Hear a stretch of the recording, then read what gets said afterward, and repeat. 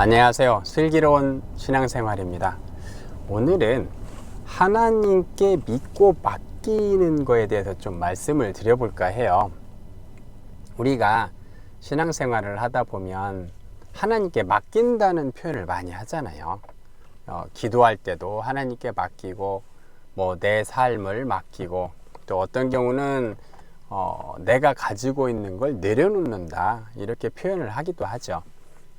어떤 경우든 하나님께 맡긴다거나 내가 가지고 있는 걸 내려놓는다거나 이런 부분들은 상당히 신앙이 성숙하신 분들 이야기인 것 같습니다.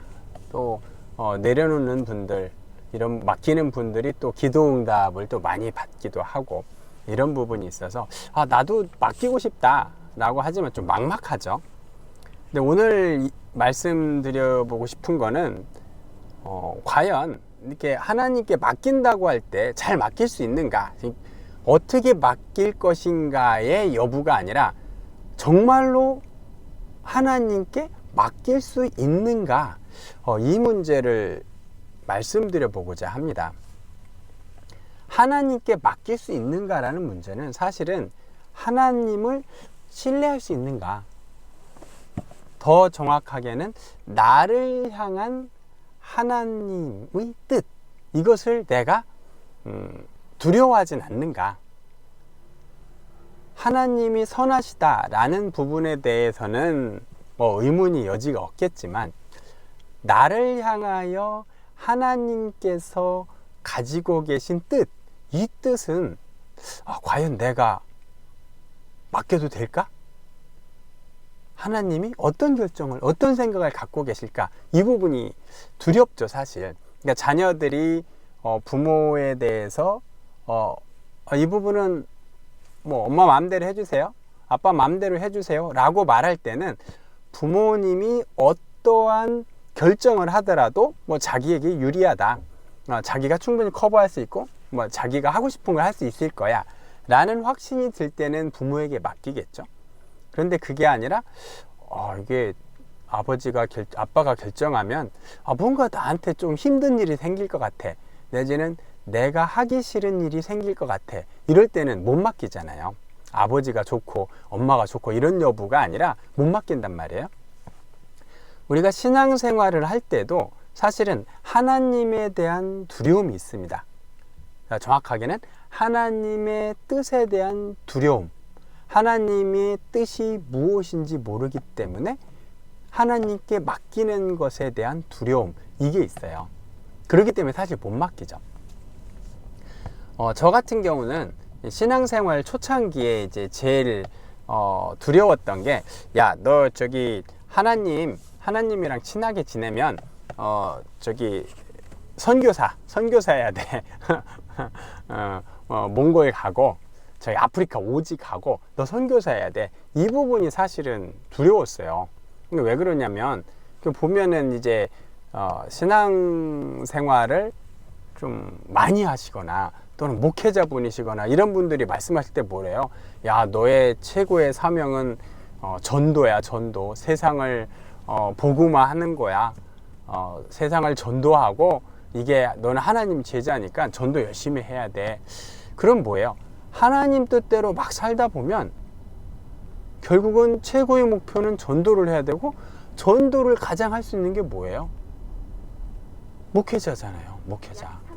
늘 하나님 이야기를 하고 하나님에 관해서 말씀을 하고 하나님의 이 뜻을 전하고, 이게 목회자잖아요. 그러니까 사실은 두려운 거죠. 가만히 있어봐, 이거 하나님께 자꾸 맡기다 보면 너 잘했어, 어우 잘한다, 자 여기까지 왔으니 이제 너는 선교사가 되어야 돼, 너밖에 없다, 아프리카 가자, 이런 거 정말 두렵죠.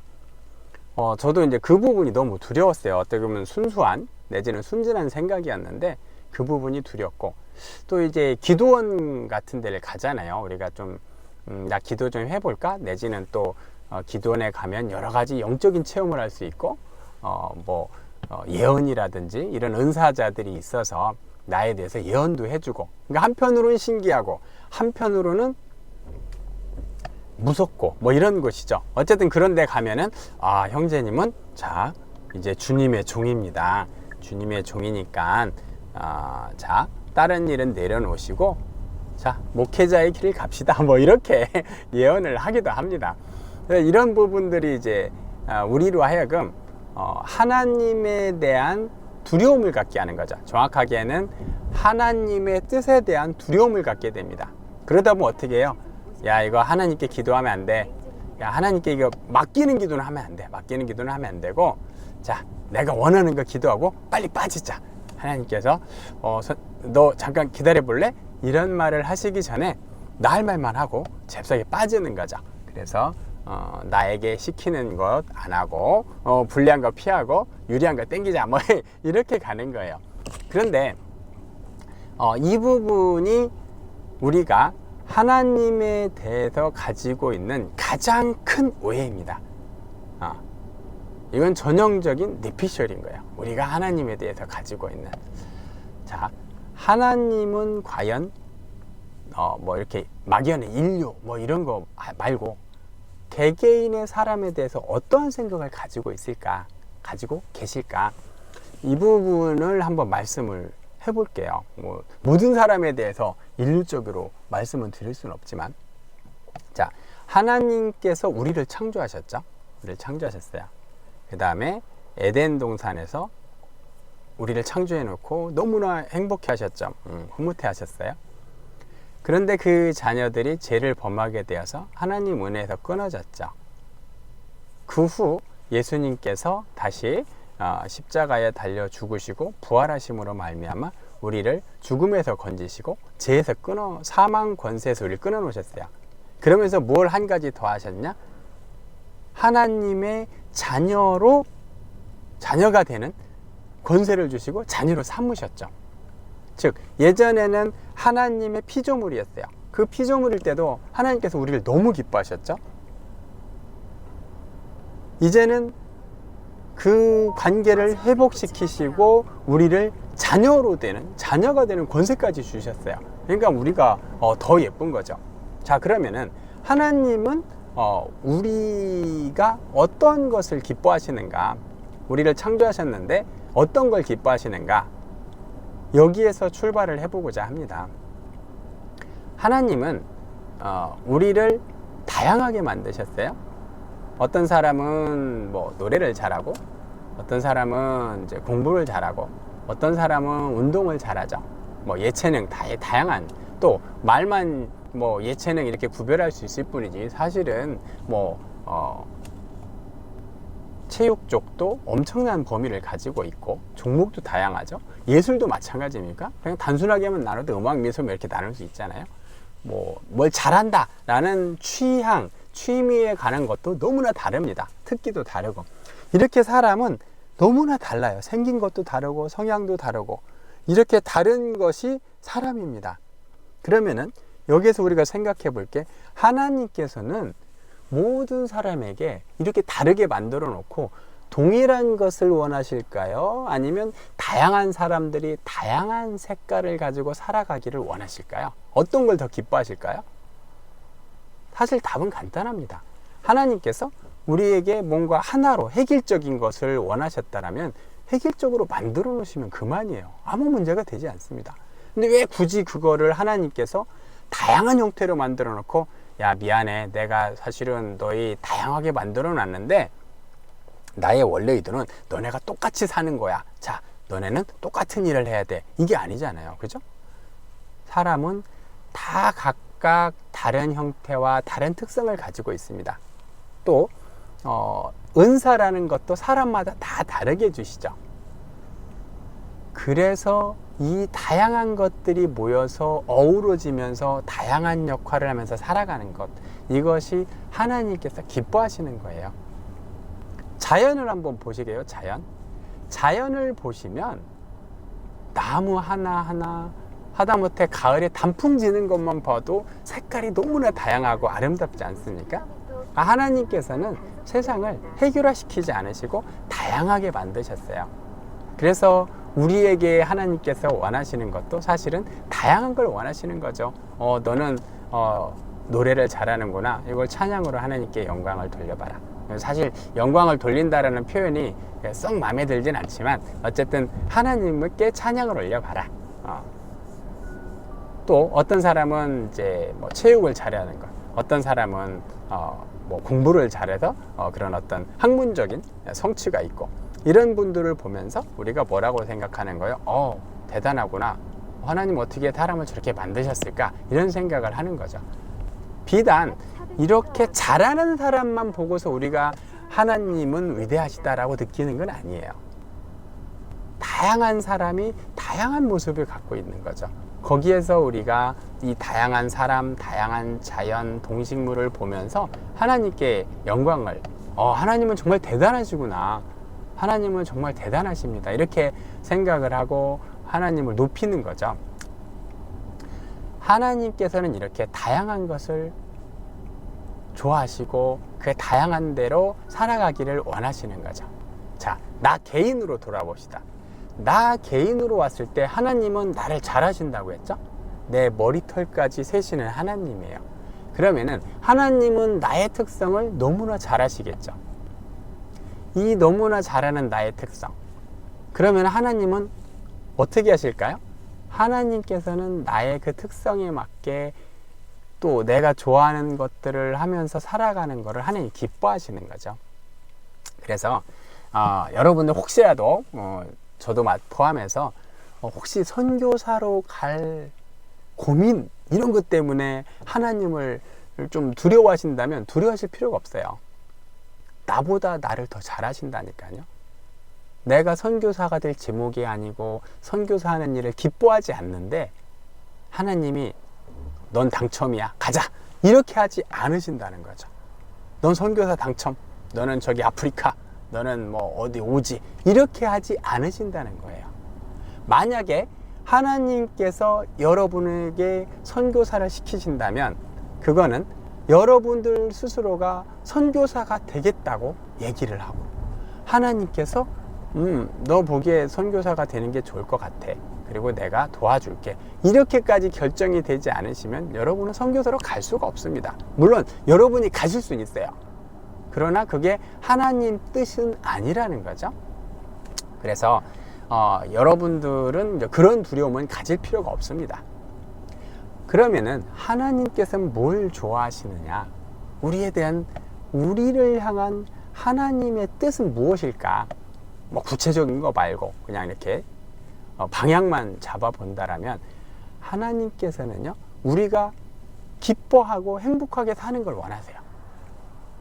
그러니까 하나님께서 우리를 종으로, 어떤 일을 하는 기계로 만들어 놓지 않으신 거예요. 하나님께서 천지를 창조하시고 동식물을 창조하시고 사람을 만드시고 사람에게 세상을 정복해라, 그리고 다스려라, 이렇게 말씀하시잖아요. 사람을 만들었더니 좋았더라, 이렇게 말씀을 하시고, 불러다가 동물들을 데려다오면서 이름 짓는 것도 보시고, 이렇게 하나님은 이 사람이 세상 가운데서 행복하게 기쁘게 사는 걸 보시면서 행복해 하시는 분이시거든요. 그렇기 때문에 하나님을 두려워할 필요가 없어요. 제가 신앙이 성숙되고 하나님을 신뢰하게 된 이후, 그러니까 하나님에 대한 막연한 두려움을 가질 때가 아니고 신앙이 성숙되고 하나님을 알아가면서 이제 하나님과 친밀하게 지냈을 때쯤 저의 마음속에 소원이 하나 생겼어요. 무슨 소원이냐? 나도 이제 하나님 안에서 은혜도 받고 행복하게 살고 있는데 하나님을 위해서 무언가를 해보고 싶다라는 이런 소망이 생기더라고요. 그래서 하나님께 기도했습니다. 하나님, 저 하나님을 위해서 뭔가를 하고 싶습니다. 하나님 은혜로 이렇게 살아가고 있는데 하나님을 위해서 뭔가를 하고 싶어요. 그러나 제가 무작정 하나님을 위해서 한다라는 명분으로 하는 거 말고 하나님께서 저에게 야, 너는 이것 좀 해줬으면 좋겠어, 이런 게 있으면 제가 그걸 하겠습니다. 뭐 교회 봉사도 좋고 뭐 사회 봉사도 좋고, 야 넌 그거 필요 없으니까 날마다 와서 기도하고 그래, 뭐 이러면 그것도 좋고요. 하나님께 그 부분을 좀 구했죠. 그게 이제 며칠간의 뭐 기간은 제가 지금 기억이 나진 않는데 저의 이슈였어요. 근데 어느 날 하나님께서 그 부분에 대한 답을 주셨습니다. 어떻게 주셨냐면 저의 자녀를 통해서 그 답을 주셨어요. 어느 날 제가 이제 그 제 자녀가 이제 2살, 3살 만으로 2살쯤이었어요. 같이 이제 상가에 가서 애들 뭐 좋아하는 거 있잖아요. 그 당시에 마이쮸였던 걸로 기억나는데 이거를 하나 사왔어요. 그래서 이제 얘가 그걸 좋아하니까 줬는데, 이렇게 보고 있는데 이제 얘가 그걸 막 뜯어서 저한테 일단 줘요. 까달라. 그래서 제가 까줬죠. 그러니까 그거를 막 하면서 먹으면서 엄청 좋아하면서 싱글싱글 웃으면서 그걸 막 먹고 있는 거예요. 그런데 그 순간 하나님께서 저를 뭐라고 해야지? 제 자신을 보게 된다고 해야 되나? 제 자신을 느끼게 한다고 해야 되나? 이런 현상을 주셨어요. 순간적으로 너가 원래 이제 우리는 다른 사람을 보잖아요. 그러니까 저도 제 자녀를 보고 자식 좋아하고 있구나 이렇게 보고 있었는데 하나님께서 저로 하여금 제 자신을 보게 하셨어요. 그 순간 보니까 제가 그 자녀를 보면서 너무 행복해하고 있는 거예요. 너무나 행복해요. 마음이 너무 행복하고 입이 막 벌어져서 미소를 짓고 있고 그냥 기쁜 거예요. 근데 그 자녀가 저한테 해준 거 없잖아요. 저한테 마이쮸 사달라고 해서 사주고 그 뜯어서 먹으니까 너무 좋아서 행복해 하는데 저는 그 모습을 보면서 너무 행복해 하고 있더라고요. 하나님께서 제 마음에 감동을 주셨어요. 너 지금 내 자녀 보고 행복하지? 나는 너 보고 너무 행복하다. 내가 그렇게 하나님 안에서 이렇게 세상에서 잘 살고 그러고 행복해 하잖아. 나도 너무 행복해. 그게 나의 기쁨이야. 네가 뭘 해주고 이런 것도 좋지만 나는 내가 저렇게 기쁘게 살아가는 거, 그것이 나의 기쁨이다. 이런 감동을 주셨어요. 마음속에 그 생각이 막 올라오더라고요. 너무나 감사했습니다. 내가 자녀를 보고 이렇게 행복해 하는구나 라는 것도 놀라웠고, 하나님께서 내가 기뻐하는 것, 자녀가 기뻐하는 것이 하나님의 기쁨이 된다라는 게 너무 놀랐어요. 자, 하나님이 그래 너 좀 저거 했으니까 어디 가라. 너 목회하면 어떠니? 또는 뭐 야 너 좀 11조 헌금을 많이 하면 좋을 것 같아. 그래서 선교사에게 쓰면 좋지 않겠니? 뭐 이런 말씀을 하실 줄 알았거든요.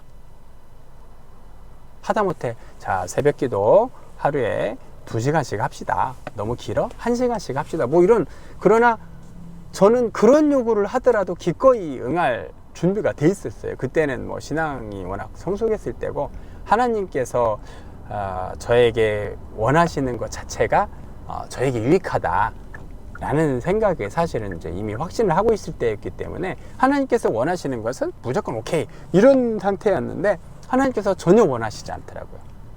나는 내가 행복하면 그게 나의 기쁨이다. 나의 자녀가 행복하면 나의 기쁨이다. 그 이후로 저의 삶이 어땠을까요? 세상 편하게 살았습니다. 내가 기쁘게 사는 것, 행복하게 사는 것이 하나님의 기쁨이 된다니까 하나님 기쁘게 해드려야 되잖아요. 맨날 하나님이 선진이 요즘 이렇게 힘드냐? 마음 아파?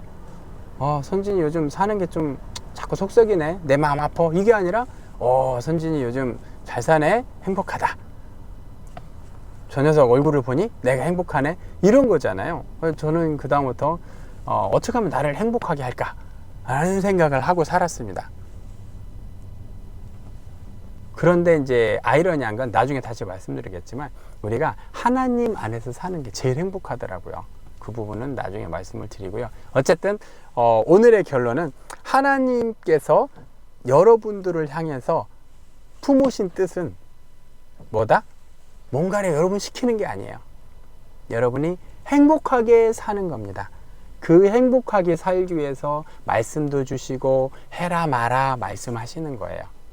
그래서 여러분들이 혹시라도 하나님께서 나에게 좀 무리한 걸 맡기실까봐, 나에게 좀 내 거 좀 뺏어가고 내 거 좀 내놔라, 그리고 너 지금 하는 일이 마음에 들지 않아, 집어치고 딴 데로 가고, 지금 있는 여자친구가 너 좀 안 믿지?